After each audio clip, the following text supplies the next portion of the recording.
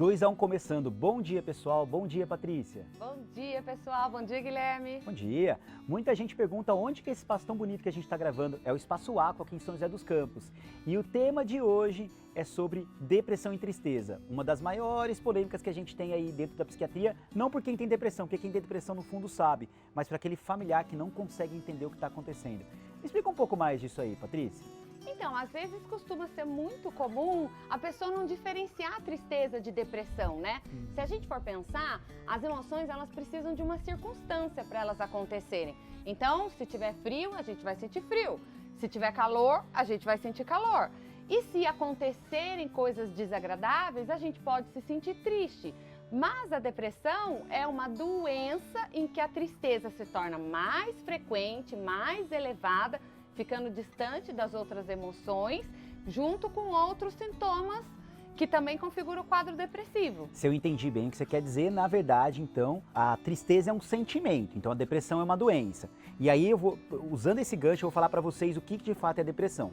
A depressão, tecnicamente, então, é uma doença que acomete nosso cérebro, ela altera vários neurotransmissores, não sei se você conhece algum deles, mas a serotonina, o GABA, glutamato, noradrenalina, dopamina, um monte de nome. Quanto? Um monte de nome estranho, nas regiões do nosso cérebro, como o sistema límbico, que é o sistema das emoções, o córtex pré-frontal, que é onde a gente funciona, pensa, executa tarefas. E eles estão alterados na depressão. E aí é um conjunto de outros sinais e sintomas. Você consegue me dizer 2 sinais e sintomas da depressão? Alteração de peso, para mais ou para menos, alteração de sono, insônia ou excesso de sono.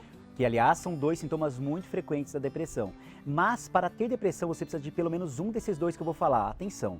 Tristeza na maior parte do tempo, na maior parte dos dias, por pelo menos 2 semanas e perda no interesse e prazer nas atividades que você faz. Além disso, os outros que a Patrícia falou, além de agitação ou lentificação do comportamento, sentimentos de baixa autoestima, né? Muita gente se diz indecisa, sente culpa por estar assim e a culpa é reforçada até pelos familiares, porque a pessoa fala, nossa, eu não funciono mais como eu funcionava, eu não consigo fazer as atividades que eu fazia e aí eu quero fazer e o meu familiar ainda fala, nossa, mas tem gente que sente isso e consegue fazer as coisas. Por que você não consegue? Coisa que você deve ouvir muito no consultório, Nossa, né? esse preconceito em relação à depressão é super complicado, me dá uma irritação.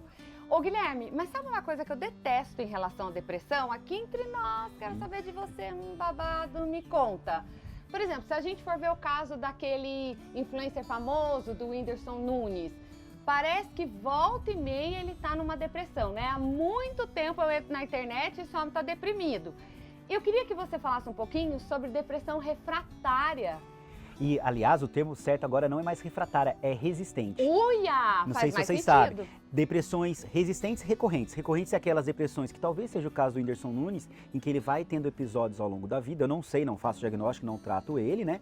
E as resistentes, que são aquelas que você toma pelo menos 2 remédios, 2 antidepressivos de classes diferentes e você não tem resposta integral ao tratamento. Então existem esses tipos. Então o que acontece com ele é real e muito comum. Acredita-se que até 30% dos pacientes vão entrar nesse tipo de depressão. E por que isso acontece, meu Deus? Isso tem a ver por vários fatores de risco. Seja fatores genéticos, seja ter doenças crônicas, por exemplo, pessoas com câncer, câncer de mama, com doenças cardiovasculares, pessoas com outras doenças crônicas, traumas na infância, traumas na vida atual, estresse na vida recente, então são fatores de risco, crise econômica. Nossa, ô Guilherme, e como é importante você estar trazendo esses fatores pra gente pensar, olha como a depressão não é frescura, gente. A depressão, ela tem tratamento, mas olha só, tem até esses casos mais resistentes. Então, imagina se a gente não tratar isso, como que vai ficando a saúde mental das pessoas. Lembrando ainda que a depressão é a doença mais incapacitante do mundo. De todas as doenças mentais. Bem, esse foi o nosso 2 a 1 de hoje, né? Um tema muito especial, muito frequente dentro da psiquiatria e da psicologia. E eu espero vocês no próximo programa. Até lá e não esqueça de seguir @Instituto Labinas, @Patrícia_psicóloga clínica. Beijo!